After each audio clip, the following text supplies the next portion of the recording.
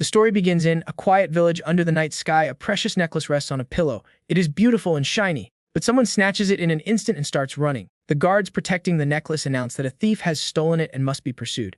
However, the man in question does not see himself as an ordinary criminal, as he possesses magical powers that he uses to defend himself from the guards chasing him. To the villagers, he is a wizard, and they are correct, but to be more precise, he is a wind mage. The last words of his mother were to never use his powers, but since she left behind a considerable debt, he must use those powers to pay it off. His name is Noah Harrington, and he calls himself the town's fixer. Carrying a debt of 50,000 gold coins on his shoulders, Noah escapes from the guards and enters a bar where a muscular, serious-looking bartender is waiting for him. He places the stolen necklace on the table, expecting to be paid well. To his surprise, the bald bartender throws a small bag of coins on the table. Noah becomes furious as it doesn't even contain 50 gold pieces, and he had to get past so many guards to retrieve the necklace. However, the bald bartender ignores him. Noticing someone else entering the bar, he had been waiting for this person and hands them the necklace.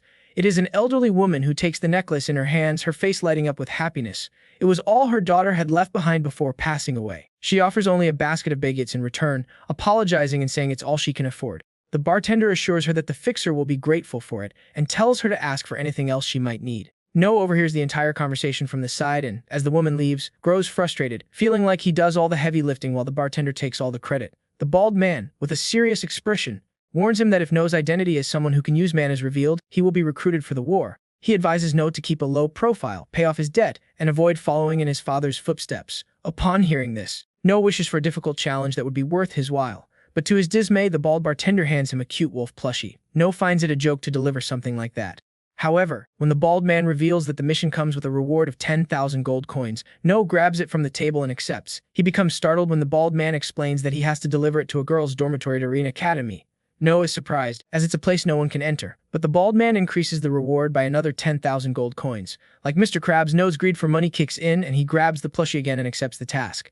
As he sets out for the mission, he looks back at the bald man with a grin, assuring him he can do it. He says so confidently, but as he navigates the academy from a cliff, he realizes sneaking in will be a tough job. There are mages who can control all types of elements, brilliant inventors, and powerful summoners. Thinking about all this sends shivers through Noah's body. Nevertheless, the reward of 20,000 gold coins motivates him internally, making him feel both anxious and nervous. Despite this, he decides to go through with it, as he only needs to deliver the plushie to a black-haired, red-eyed girl, and it will all be over. Noah leaps toward the academy wall, but is surprised to find a force field there. However, he notices it is stretched to cover the entire campus, so he can still break through. He channels wind energy into his hand and, with a strike, manages to break it and enter. Once inside, he sneaks from room to room, searching for the black-haired, red-eyed girl. He is surprised to discover that there are two black-haired girls. As it gets late, Noah considers leaving the plushie there for the girls to figure out themselves. But as the fixer, he knows he must do it right. With trembling hands, he carefully opens the eyes of one of the girls, and bingo, they are red. Relieved to have found her, the girl wakes up and asks who he is. Noah freezes, and in that instant, the girl, in the blink of an eye, throws a punch that he barely manages to dodge. She is surprised that he was able to evade her attack despite her incredible speed. Meanwhile, the other girl remains peacefully asleep, unfazed and lying on the floor. Noah tries to explain himself, but the girl refuses to listen, as after all, he snuck into her room and tried to open her eyes. Noah attempts to clarify that he is there for a favor, but this only enrages her further as she misunderstands, thinking he came for an indecent request. In a last attempt to save himself, Noah denies it, but despite his protests, the girl throws him out into the hallway with a punch. Barely avoiding it, Noah starts running for his life as the girl chases him. Holding a book in her hand, Noah yells, begging for a chance to explain, but the girl firmly believes he is shameless. Noah knows this isn't going to be easy but is prepared. As he runs, he suddenly comes to an abrupt halt, turns around with a smile on his face, and sends a tornado toward her at dazzling speed. However, as the tornado launches at the girl, Noah realizes it might be too much, but it's already too late. The tornado hits instead of harming her. It doesn't leave a scratch. The girl, however, is stunned, realizing that Noah is a magician. This also makes her realize how he managed to enter the academy through the force field. She reveals that at first, she intended to capture him alive, but now she's changed her mind. A maniacal grin spreads across her face, unsettling Noah. She opens the book she's holding and, chanting a spell, summons a creature named Garrow. Noah is shocked to see a monstrous wolf-like creature ready to tear him apart. It is then that Noah realizes the girl is, in fact, a summoner. The monstrous wolf growls ferociously, ready to attack, as the girl introduces herself as Jillo. Noah isn't impressed by her dramatic timing, but moves forward as she claims she's introducing herself so he knows who will take his life. With a maniacal grin, she tells Noah he will die that night. Now Noah is nearly wetting himself out of fear as he processes the situation. The powerful beast lunges at him with its jaws wide open while Noah remains frozen in terror, thinking he's up against a summoner worth 10,000 gold. But just as he's lost in thought, the beast swings a claw at him. Noah manages to dodge by diving to the side, but the claw grazes his shoulder. Immediately, Jilo follows up with a fire spell. No barely evades it, tumbling and landing face first on the ground. Both Jilo and the beast are surprised by his quick reflexes, while No can't help but feel a wave of relief for still being alive. As another attack misses, No starts running again with the beast and Jilo hot on his heels. He runs through the entire academy and eventually leaps out a window, soaring through the air with Jilo still chasing him, refusing to let him escape so easily. As they cut through the sky, No finds another force field and jumps toward the protected building. For a moment, he's shielded by shards of glass, but what surprises him most is how reckless a student could be. While catching his breath in the library building, an elf notices him.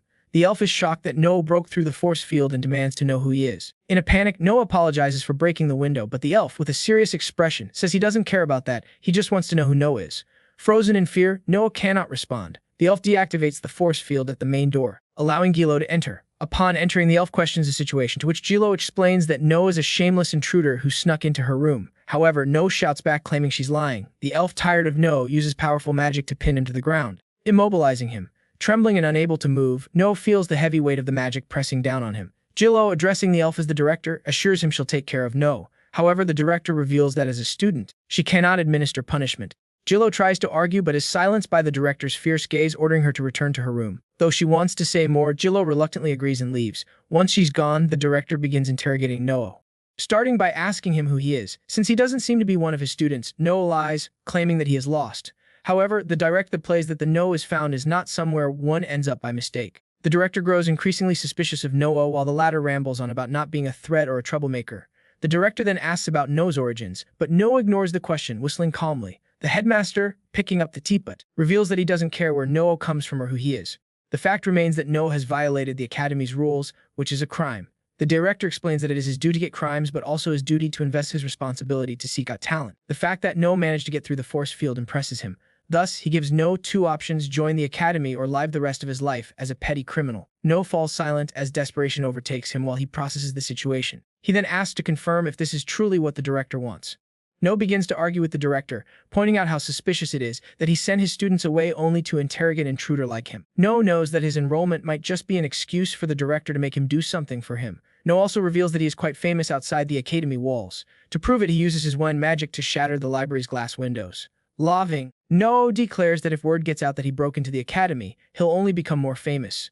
The director, realizing that No is more cunning than he thought, asks what he wants. No calmly responds that the director will have to pay and make an official request for his enrollment, including tuition fees and any other exclusive costs. According to No, this could cost the director quite a bit, prompting the director to ask what he plans to do about it. Hearing this, the director eyes No suspiciously. Jilo meanwhile returns to her room, muttering to herself about almost catching the shameless intruder. She hadn't expected to end up in the director's office. Frustrated, she slams the door, startling her roommate, who can't believe that someone so brazen managed to sneak into the director's office, especially with all the security measures. It's clear that the intruder is talented, but she can't help but feel that such talent is being wasted on such a low cause. Still furious, Jilo walks to her bed, fuming that her sleep was interrupted. To make matters worse, tomorrow are the midterm exams where she needs to be in her best form, and now the shameless intruder has ruined that too. She pauses, lifting her blanket, only to be surprised to find her toy, the one she had left at home, on her bed. Confused, she stares at it, wondering how it got there. Meanwhile, within the academy, a classroom is filled with students gossiping among themselves, but when Jilo enters, all eyes turn to her. As soon as Jilo steps into the room, whispers erupt. Some students murmur about her arrival, calling her a snob and referring to her as the future lady of the House of the Disloyal. Jilo doesn't seem bothered, as she is already accustomed to the comments. She knows they call her a snob because they're jealous. She enrolled at the top of her class and has always been a valedictorian. The House of the Disloyal Surans. Student speaks loudly behind her back, claiming that the Surans were the only family to oppose the king. According to him, they always act as if they're superior. Jilo hears every word clearly, thinking to herself that if they can't even confront her directly, they have no right to call her a coward. But then something explodes under her desk, transforming his hands into snakes. The students burst into laughter as it is just a prank by one of their classmates. Jilo remains calm and unperturbed. She is the class outcast, the center of attention for all the wrong reasons. Suddenly, an announcement rings out, instructing all students in the classroom to report to the arena. No one knows exactly what is happening, and some students begin speculating that the class has been moved. Jilo is the first to leave the classroom. As she walks toward the exit, she casts a spell and places it on the wall. The spell activates immediately as the other students begin to leave the room, resulting in their eyes transforming into those of a cyclops. This provokes an outburst of anger from one of the students, who calls her a bastard. It becomes clear to everyone that she is behind the prank. Meanwhile, Jilo arrives at the arena. The supervisor asks her where the others are, but she does not respond. After a few minutes, rush to wait her, visibly angry. The supervisor is left speechless upon seeing them. Jilo hands over the pistol she uses to cancel the snake transformation. The supervisor takes it, his fury evident as he mutters about Jilo appearing with snake fingers and the students now looking like animals. He wonders aloud if the dungeon has been opened. He fires the neutralizing pistol at the students, and their transformed appearances return to normal immediately. He sternly warns them that if they ever play with magic again, there will be consequences. Within the academy, Noah walks down the hallway in a rather cheerful mood. He has been accepted into the academy and has received a scholarship, filling him with excitement. Soon, people will know he is a fixer and his services will be in high demand. He is thrilled at the prospect of paying off his debts once he graduates and becoming a free man. Suddenly, Noah bumps into someone. It turns out to be a small, cute creature resembling the supervisor he saw earlier. The creature quickly asks if he is okay, but before he can respond, it grabs his hand and starts dragging him along. The creature explains that there is no time for formalities as they are running late. Noah has no idea what is happening. He glances at the small creature still holding his hand and wonders where they are going. The creature responds, mentioning that it is the day of the midterm exam. However, Noah has no idea what that means. When they arrive at the arena, an explosion echoes just as they look inside. The creature seems relieved that it is not too late, but another explosion follows shortly after.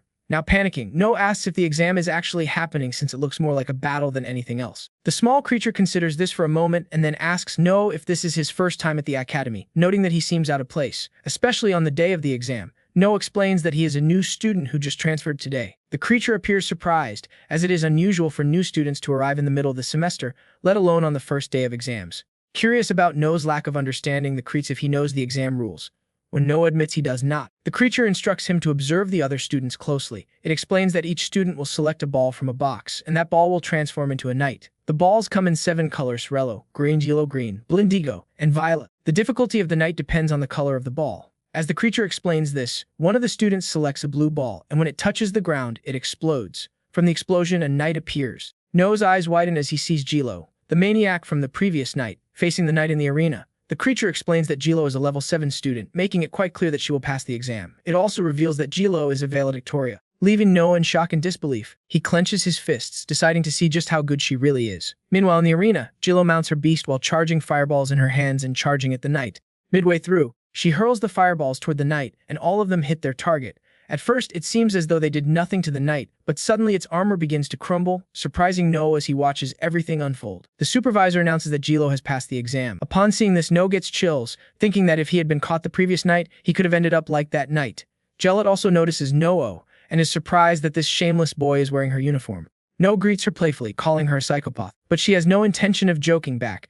She yells furiously that he must be itching to finish the fight they had the previous night. The supervisor, who is observing both of them and overseeing the arena, intervenes and scolds her for what she is doing in the middle of the exam. He then turns to Noah and asks if he is a new transfer student. Noah introduces himself. The supervisor reveals that Noah is next in line since there are no exceptions for the first day, so he had better prepare for the test. He then calls out the creature accompanying Noah, referring to her as Kudi, and says it is her turn. Upon hearing this, Kudi quietly prays for an easy challenge.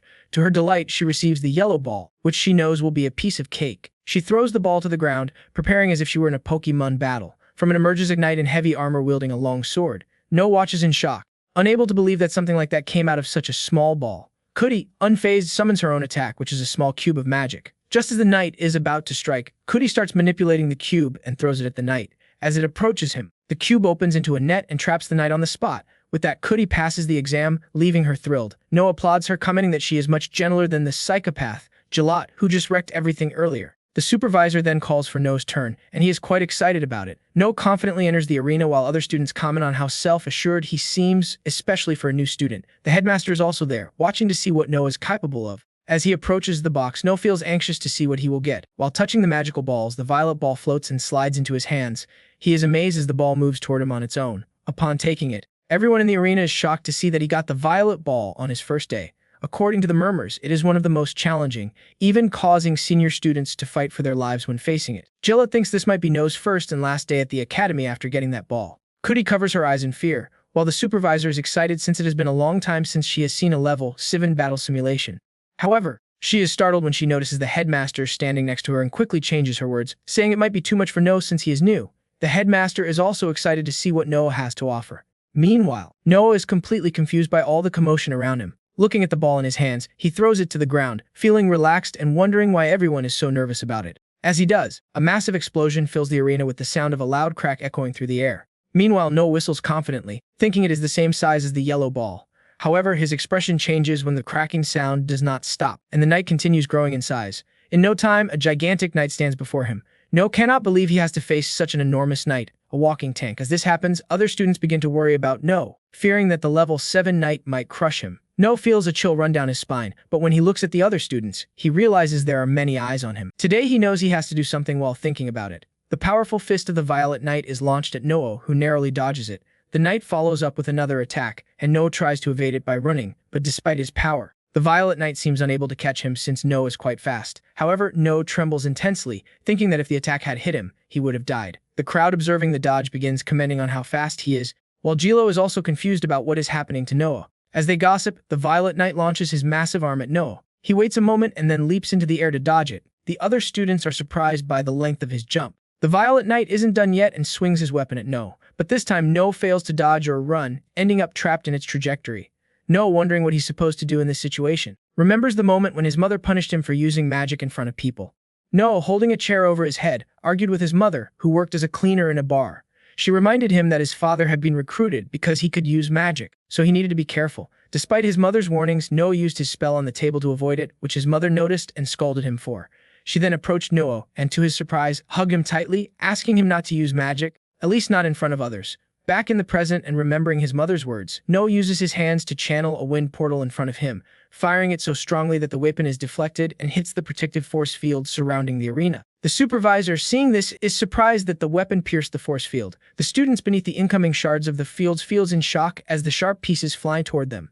But to everyone's surprise, the fragments don't fall. Instead, they begin floating in the air. The students are confused, thinking it's a defense mechanism. However, one of them is stunned to realize that it's the new transfer student controlling the fragments. No has been using his magic to gather the fragments in the air, forming them into a large sphere. As he does this, he realizes he has used this spell before, but doing it in front of everyone makes him feel as if he's betraying his mother.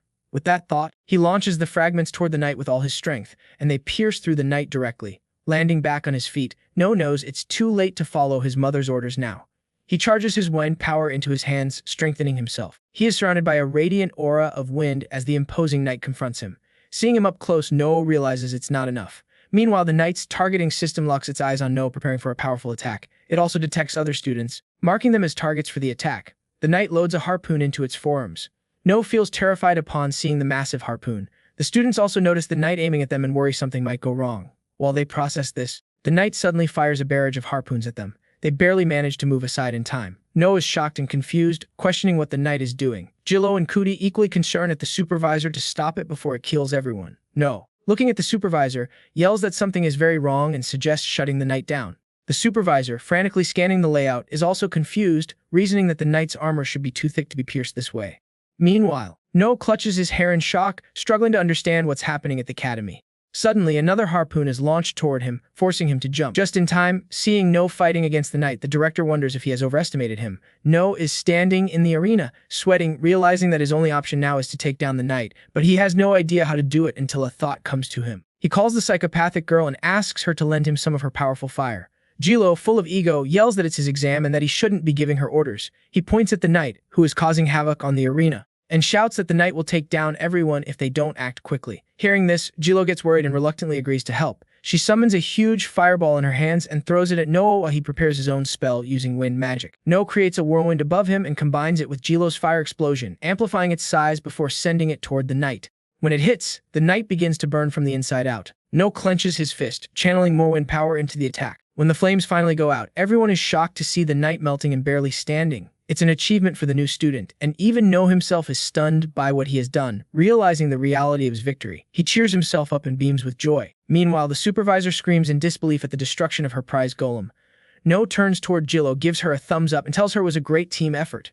Jilo, acting indifferent, dismisses him as childish, while the supervisor trembles with regret, furiously yelling that both No and Jilo go to her office. As they walk toward her office, the whole hallway bursts into cheers for No's victory over the violent knight. Jilo, still jealous, mocks the celebration, calling it pathetic. No teases her, asking if it's so pathetic, why didn't she take down the knight on her own? This comment infuriates Jilo even more since she had helped him, and all he has to say is that. The exchange quickly escalates into an annoying argument between the two, growling at each other. Finally, they reach the supervisor's office, where she awaits them. Clearing her throat, she asks if they know why they've been called. No, puffing out his chest proudly, asserts that it's because the supervisor wants to praise him for his heroic actions. The supervisor slams the table, denying his assumption, and declares that she called them because No asked for help during his exam and Jilo assisted him despite the rules. Slamming the table again, she shouts that both of them cheated, and as a result, they will be placed at the bottom of the class. This news surprises both of them since they clearly defeated the knight. No passionately argues, claiming it's unfair since he saved everyone. Jilo, furious, asks about her task, to which the supervisor reveals that her task is to teach Noah all the rudimentary magic he missed during the first semester. She adds that Noah will have to pass his exam 1 week from that day.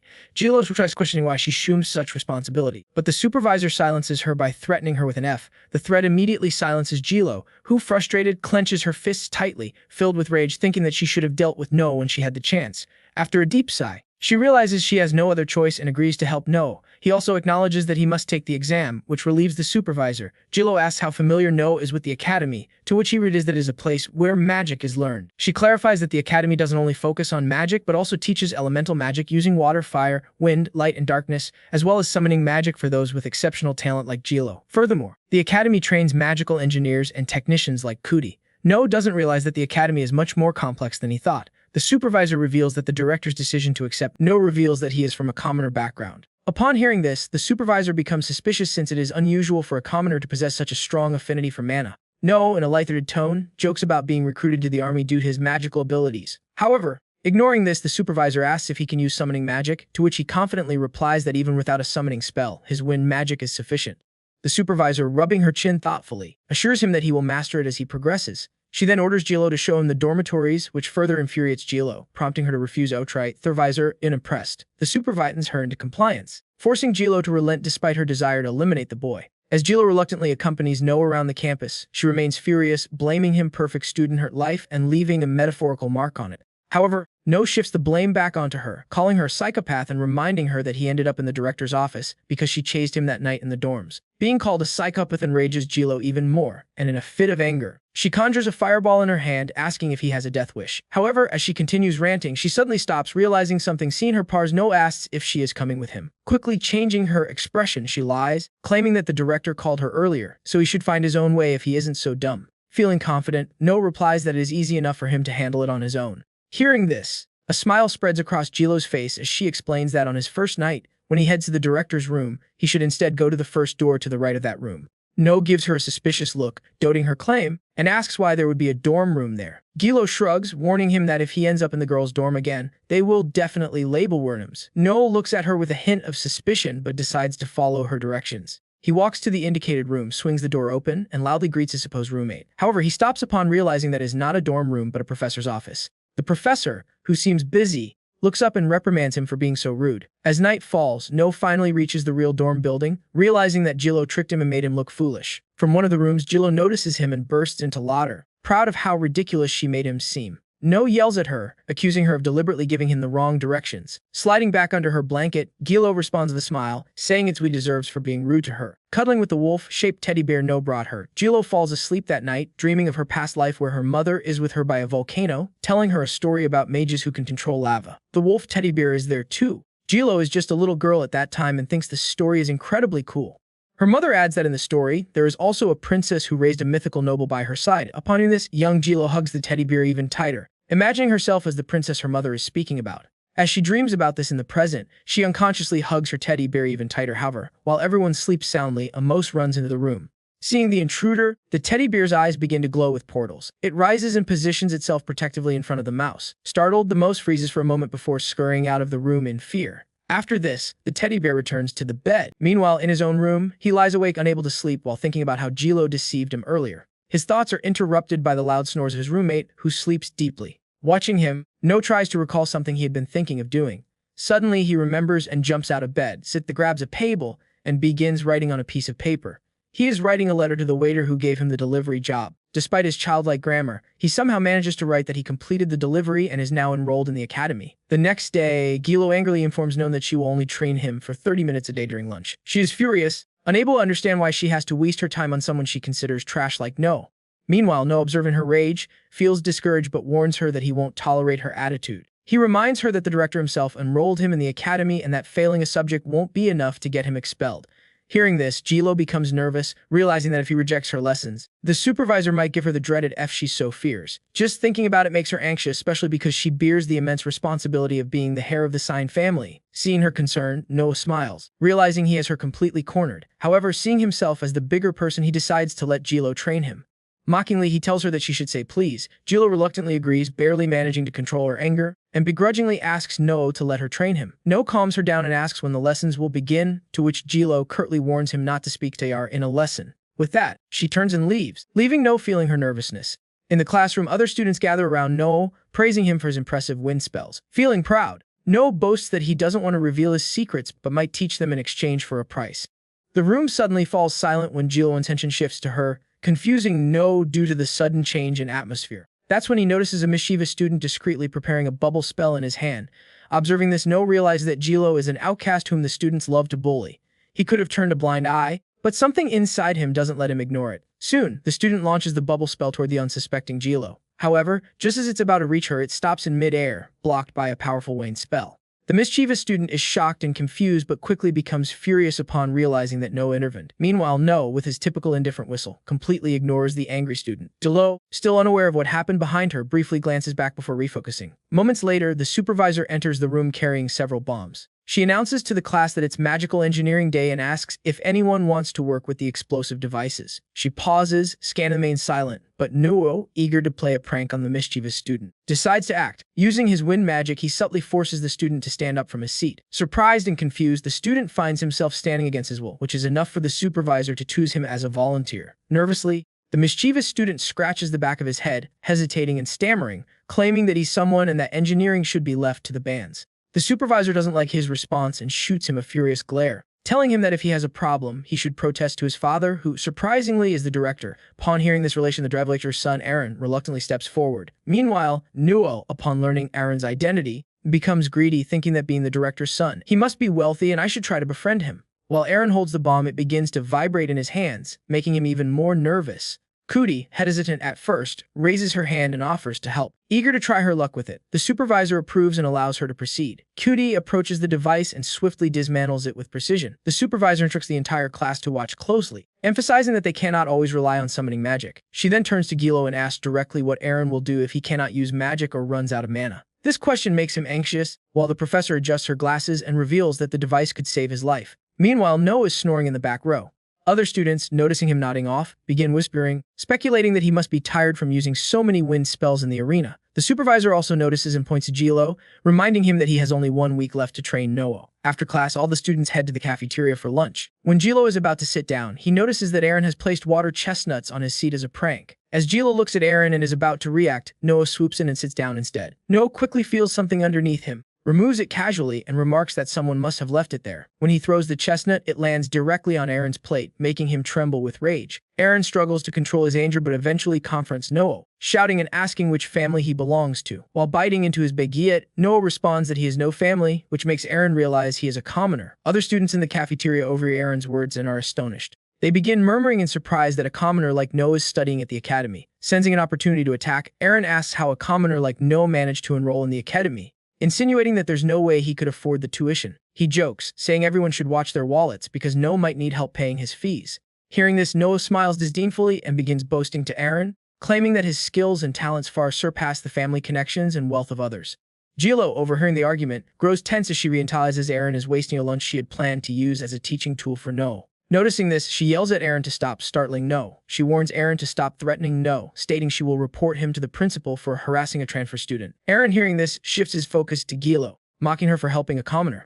He sneers, suggesting she's doing it so that if her title is revoked, she'll at least have someone by her side. He reading them both, calling them useless duo of a commoner and a fallen noble. After lunch, Gilo takes Noah to an empty classroom. Noah, referring to Gilo as his teacher, begins insisting they dive straight into practical lessons instead of focusing on theory. Irritated, Gilo firmly reminds him that she is not his teacher, to which No casually shrugs and comments on her attitude. This almost pushes Gilo to her breaking point, but she manages to maintain her composure. She asks when he knows about mana. Hearing this, No channels wind energy into his hand and asks what she means. Gilo looks at him, confused as he was clearly using mana but didn't realize it. This fool thought his magic and mana were two entirely different things. Frustrated, Gilo decides to teach him with an example. She grabs a piece of chalk and draws the elements on the board, explaining that their world is composed of various elements. She adds that Noah uses wind magic thanks to the mana present in his body. However, as she continues the explanation, she notices No nodding off again. This annoys Jilo, so she conjures a small fireball and wakes him up abruptly. As he jumps up, startled, she yells at him, explaining that mana is like an energy source that allows the body to use magic. Jilo asks Noah what he does when he runs out of mana, to which he casually responds that he simply runs away. Hearing this, Jilo feels deeply disappointed,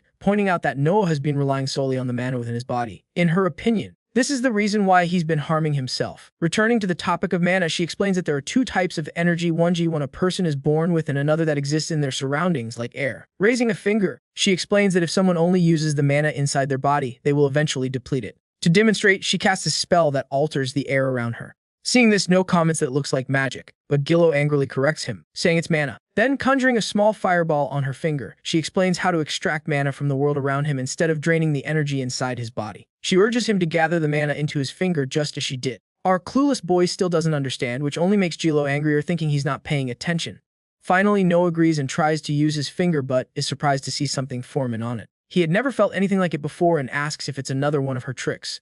Gillo smiles and advises him to softly release the wind he feels. When No does, a massive tornado erupts throughout the room, shattering all the glass windows. The tornado's power leaves No in shock as he can't believe he did it himself. Meanwhile, Jilo realizes No is more talented than she thought and begins to understand why the headmaster allowed him to join the academy mid. In the headmaster's office, while working, Aaron is seated across from him. The headmaster asks if he's met the new student, which makes Aaron nervous, thinking his father might know what happened in the cafeteria. However, to his surprise, the headmaster praises him and advises him to keep doing what he's doing, believing it will help bring out the best in No. Aaron can't believe it and argues that No isn't a summoner and that his father has overestimated his value. But to Aaron's astonishment, his father expresses confidence in No, saying he will prove his worth in the future just as Aaron did when he was adopted years ago.